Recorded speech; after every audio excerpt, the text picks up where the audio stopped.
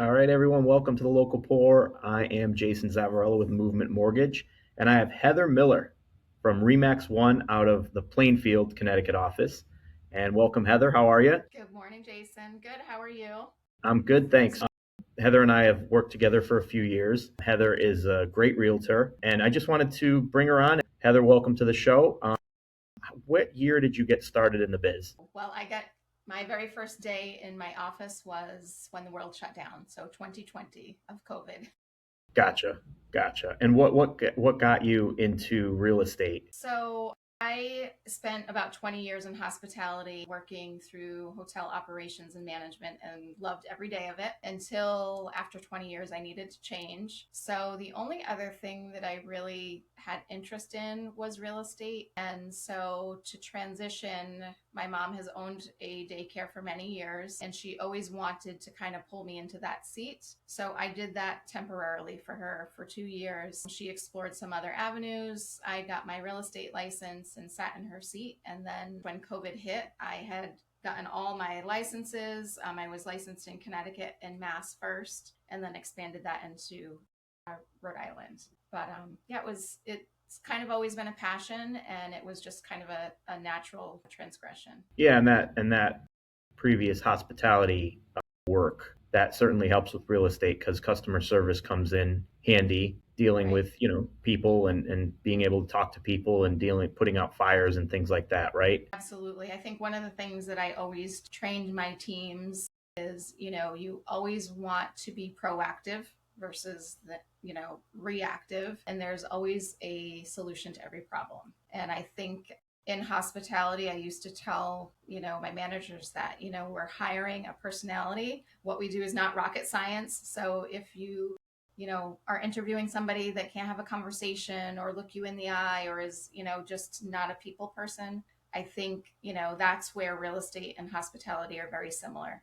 We're dealing with a lot of different personalities. It's the largest purchase that, many of us will make in a lifetime. So emotions, there's lots of ups and downs. And I think our role is to manage them and help, keep them in a positive moving forward in their progression. Absolutely. How long did it take for you to start seeing some success in the business? Like that was a kind of a rapid year. People thought that real estate and mortgages was all going to shut down, and in fact it got busier. Rates plummeted, and houses offers were getting accepted back then easily. But if you're new to the business, you need to build a book of business. So how long until you, I guess, had your first deal or had your first few deals did it take for you? Right. So I was pretty lucky. I had 7 listings in my first year, and it was all from friends, family, people that I, already knew, loved, and trusted me. And on top of that, I made the conscious decision to join a team just because I'm,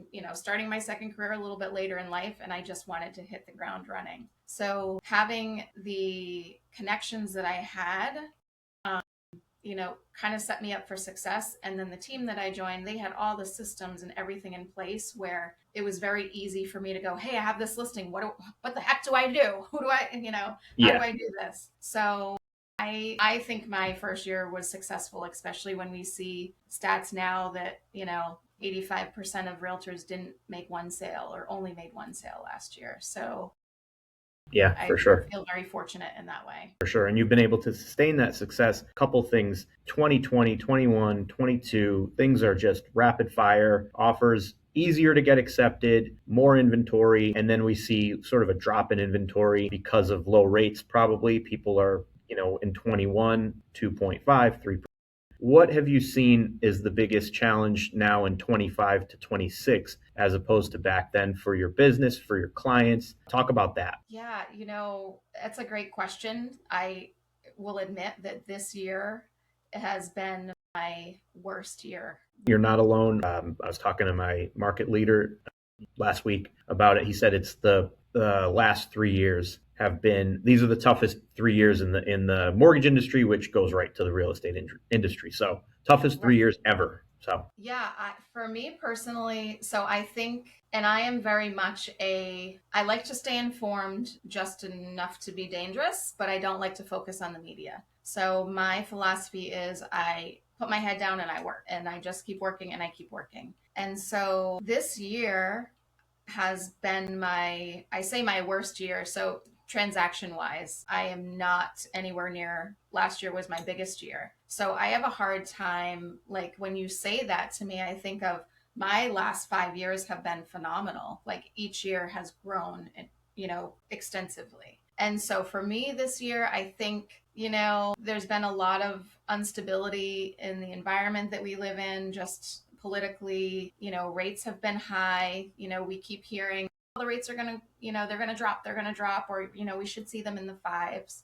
I don't know that we've ever seen them in the fives in the last couple years. But I think what's important to know is that, every buyer or seller needs to buy or sell for a reason. And so it's our job to find those buyers and sellers that are out there and guide them through the process. I think when I look back at this year, my social media, I think we take it for granted, but that's something that I've been very heavy on. And the last year, I have a program that does it for me. So I thought it would be great. It can kind of supplement, and I've gotten a little bit lazy. So if I'm looking at, business personally, I think social media is important. So anybody that's, coming onto the business that is new in the business, I think that's going to be key. And just working relationships. Like I think you and I think it was probably 2020 or 2021 that we've stayed connected, and, we have to lean on our colleagues for, advice, education, motivation. 100%. And things like this too, like these are the little things and conversations. And yeah, you bounce questions off me, and same here in our business. You can tend to sort of wallow in sadness if you get to, it's an interesting business because you can have a great 3 months and then it can get quiet. And it could be for a lot of reasons. You could have a deal under contract and then your buyer backs out or your seller back. Like certain things happen that tend to be out of our control. So we can only control the things that we can, which is working hard, getting up every day, showing up, making your calls, connecting, reconnecting with past clients, and just doing what you need to do. Because otherwise, what is it? You're gonna Google when will interest rates drop? Well, we thought they were. In February, rates did get down to like 6%, even like we had a little 5.99. And then there's a war. And then what do you believe? Because you can't believe what you see on mainstream media. If you do and you just continue following that, you're just going to drive yourself crazy. So you can wait for rates to drop. Like you said, people sell for a reason. I think the affordability is tough right now. When you first started, I think you could, and you've probably worked with buyers that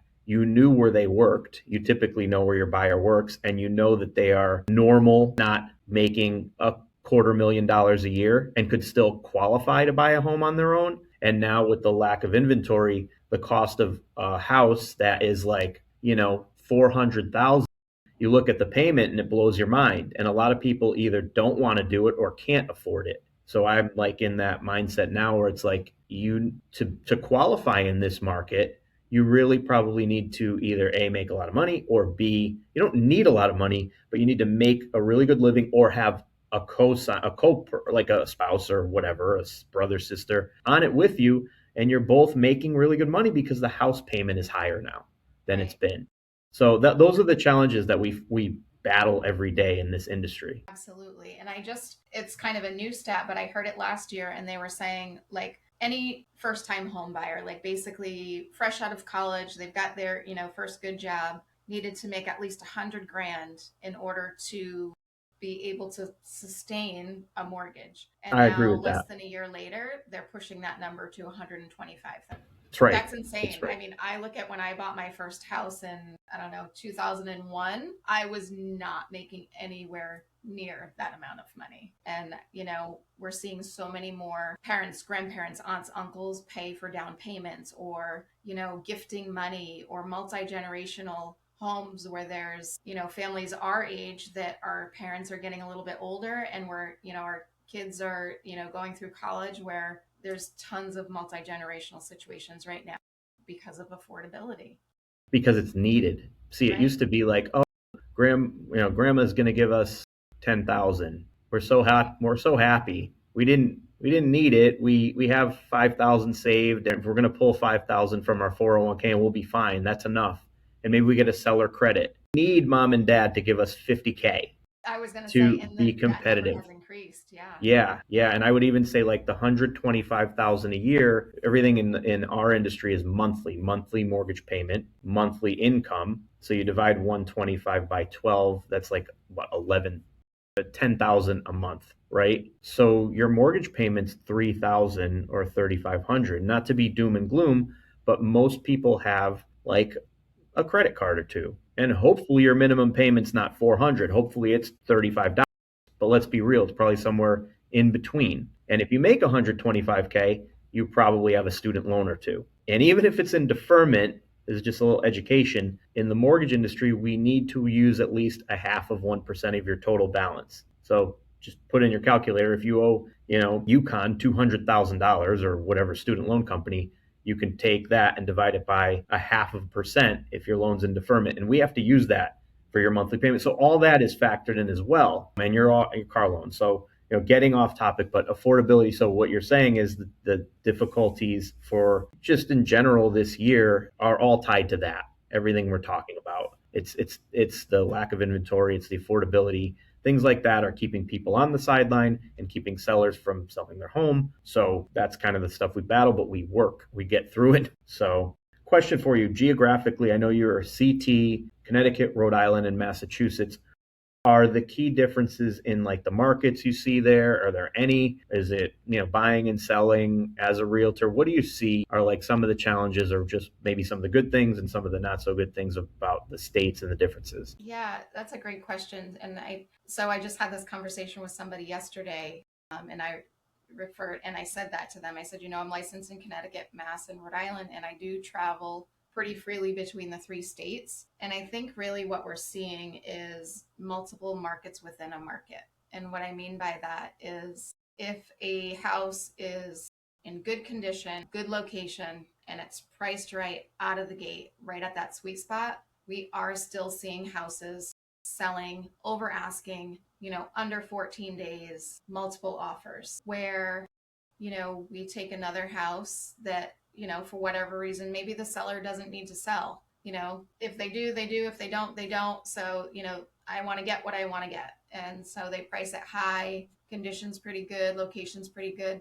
The likelihood of that house sitting there, it's going to sit for a while because again, affordability and inventory, some of these buyers are first time home buyers, and they've got budgets. And like you said, they've got student loans, they've got car payments, they've got all this stuff. So what I mean by that is, it depends on the home. It depends on the seller's intent and motivation. I think where there's opportunity in all three states is where we're seeing those houses that were priced high, and they're sitting over 30 days and we start to see price reductions. And that's kind of a shift. And I always tell my buyers that, especially, you've got aggressive buyers that are putting in offer after offer and they're not getting accepted for whatever reason. Those are good potentials for us to look at and negotiate and perhaps get a winning offer. So I think the challenges are the same or very similar, low inventory,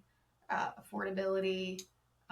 It's very similar in all three states. I think we just have to find those pockets of opportunity. And a lot of times it is those houses that are sitting a little bit longer. Yeah. Are you still seeing buyers choosing to waive inspections? No, and honestly, no, I would say no. And when I work with any client, whether they're buying or selling, my biggest goal is to educate them. And I always say that my goal is to help you achieve your goals. So with my buyers, when we're reviewing off or submitting offers, it's always part of the conversation.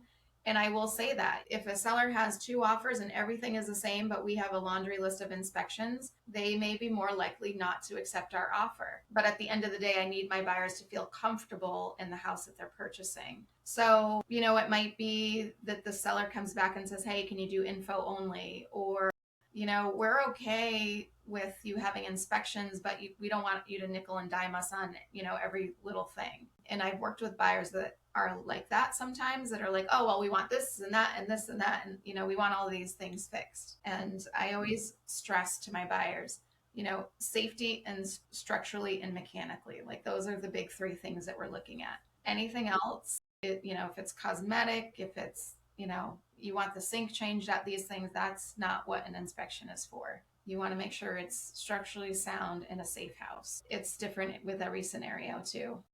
Yeah, for sure. Obviously, it is an advantage if you don't have inspections for sure. Yep. What advice do you give to sellers in this market? And it's a very general question, but what would you say as far as if you were sitting with a seller and that's just the house is fine. It's not brand new. It's not 200 years old. What advice would you give sellers in this market? I think one of the biggest things is not to take offense to any feedback. And I've seen it happen whether you're a seller that's spent 1 year or 15 years or 50 years, you have an emotional attachment to that house. It's almost like your kid.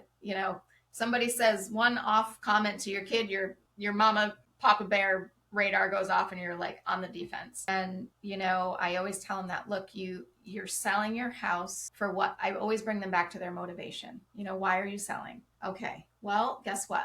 Mr. Buyer that just walked through can have any opinion. It doesn't matter. What matters is, are they willing to give you what you want for your house to get you to your next chapter? So I think that's probably one of the biggest things is, don't take offense. You might get a lowball offer, but guess what? It's an opportunity for us to negotiate. Every offer brings opportunity, whether it's high, low, whatever. That's good advice. I like that. And then advice to buyers. Same Advice situation. to I guess different buyers, situation. to be patient. Mm-hmm. And I always tell them it's like the best and worst roller coaster ride that they've ever had. The range of emotions from, I just got pre approved. I'm so excited. Let's go house shopping, to putting in an offer and that excitement, anxiety, and then, oh, our offer wasn't accepted. So, there goes our emotion. We're totally depleted. I Yeah, think I I think you have a good well and sorry to cut you off there talking about no, getting offers accepted. When you and I have worked together, I like your approach to, the communication between you and the listing agent. I think the communication is clear when the offer gets submitted. We've had some success, at least knowing in my head the buyers we work with, they've gotten under contract for the most part. So that's really good, but it's not easy. no, and I think that communication is key. And I think just to go back to what you said, like I have a very clear system that I submit every offer the same way. It's in one PDF. I have a summary outline. I always include my lender on there, so that you're part of that process from day one. And if the list agent has any questions, you know, there's always full transparency. And I always tell all my clients that the more we communicate, the better understanding I have of your purpose and your motivation. It's great when we have referrals from our colleagues, friends, and families. There's already like a built in trust. But if somebody sees your sign and, they don't know me from Adam, I think that communication builds trust over time. And that's really important. And I'll tell my clients that I don't care who you work with. I don't care what bank. I don't care what inspector. I don't care. As long as we can communicate and find common ground, we're going to make it happen. Sure. Yeah. Awesome. Advice to yourself or someone new in real estate. So back to your early days, what advice would you give to a brand new agent? Because I guess it's two different questions because two way different markets, Yeah. right? I mean, 21, you would give yourself different advice than someone getting into the business now. Now you might say have another job to start with, right? I Yeah, mean, that's a really great question. I don't know that I would say have another job because I feel like, for me anyway, both feed in. Like if both I'm feet. going to Yeah. commit, I'm Yeah. going to commit. Yeah. And I think that other job becomes a distraction. Hmm. So I think for anybody new coming in the business, whether you've had a 20-year career somewhere else or you're fresh out of college, you need to put your head down and work Hmm. and surround yourself with successful people within your industry that are 3 steps ahead of you because they've already done it. And, they can lead the way for you. And I would say just be a constant learner, like just be a sponge, just take in whatever you can. Because the first year is going to be tough. You're learning contracts, you're learning about appraisals, real estate school teaches you a lot of book knowledge, Yeah. but not necessarily day to day knowledge, how to read a Compliance and contract. ethics and things like that. Yeah. Yeah, it's the same thing in the mortgage industry. Somebody comes out fresh getting their license and they're like, "Oh, I'm ready to go." And they know usually, but it's like you just passed the what's the SAFE Act, got your license. And a lot of that is like code and conduct and Right. stuff, which is necessary, but it's stuff you're not going to use when you're like dealing with in a deal. Right. Things that, The day-to-day stuff. when a realtor calls you and says, "Hey, I have a new buyer. I need you to get them pre-approved," and you're like, "Great," and then all of a sudden you hear, "But." There's always a but with somebody 90% of the time, like a hair on it, a little bit of an issue you have to tackle. Well, they just went back to work, or they're going through a divorce or whatever. So there's always something they're not going to teach you that in real estate or mortgage licensing, you know? Yeah, Like it's like you said, problem always solving stuff. learning. Yeah, for Yeah, and sure. show up. I mean, being at the office, at least for me, I can go and just bounce something off someone Yes. that if you're, I don't know, working from home is fine and it could be good for certain people, but for certain to get the right answers, especially if you're new, being in an office environment with at least a couple people that you can talk to, I think is Right. important, you I know. would agree with that 100%. I was lucky that our broker said, like, he put all the safety precautions in place, but he said that my doors will be open. If you want to office out of here every day, that's totally fine. And I think just to be around the conversation of real estate, just to hear what other people are talking about. What are their challenges? What are they working on? What are they working towards? You just hear so much that you've never even thought of, but 5 weeks down the road you might have a situation, be like, oh my gosh, Jason was just talking about that in the office. I remember, I can go back to him and ask him, how did he handle that? Or so I agree with that. Again, I think you've got to surround yourself with people in the industry and not be afraid to ask questions. Yeah, definitely. Shifting away from real estate, we tackled all kinds of, topics and questions. Gonna wrap it up soon. Outside of real estate, like what do you like to do when you're done, when not that you're probably get text at 10:30. I don't know if you answer those. I would advise against it, but hey, what like when you're done for the day, when it's Friday and a deal closes and you actually can kind of chill out, what do you like to do? What does Heather like to do in her free time? Well, my guilty pleasure that I just found because of my mom was Mahjong, and I'm not a gamer by any means, but I've actually downloaded it and deleted it several times because, like, I've become addicted to that game. But so I hit a milestone birthday this year, which was 50. And so one of my like bucket list things is I would love to run a 5K in every state. And so I had a conversation with a couple girlfriends. I'm always walking. I do at least 10,000 steps like almost daily. And so I'm like, I just hadn't got the run in. So on my birthday, I was like, screw it. Today's the day. And so we did our first 5K, myself and four other girlfriends. We have a group chat and we're constantly sending our, workouts or whatever for the day. But we did our first one on August 8th, and we already have our next one for September 19th. So my other Nice. girlfriend wants to do one once a month. So we've kind of collaborated. So we'll Yep. see. But that's kind of Are my these guilty. organized events, or can you just drive to like, New York? Does it have to be a 5K event as well, or Event. can it be any? So that's a great question. So that's what we were thinking about. We haven't talked about that right now. We're just like seeking out events, but I think we'll probably get to a point where it's like, okay, let's just pick a place and we're going to, run our 5K.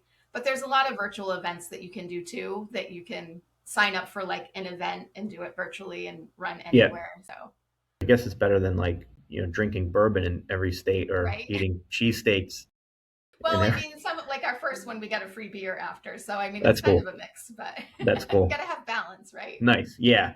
One more real estate thing, Yes. and then that'll wrap that up. One crazy story, or Yeah, I could something talk for wild days.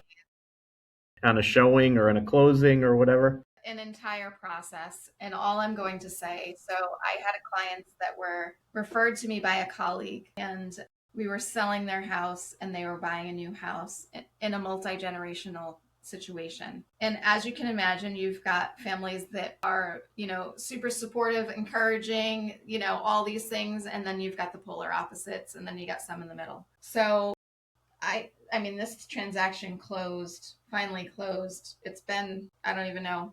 It's such a long transaction, but I think the point that I'm trying to make is every step of the way from start to finish and beyond was a challenge. And having that colleague that referred them to me was my sounding board.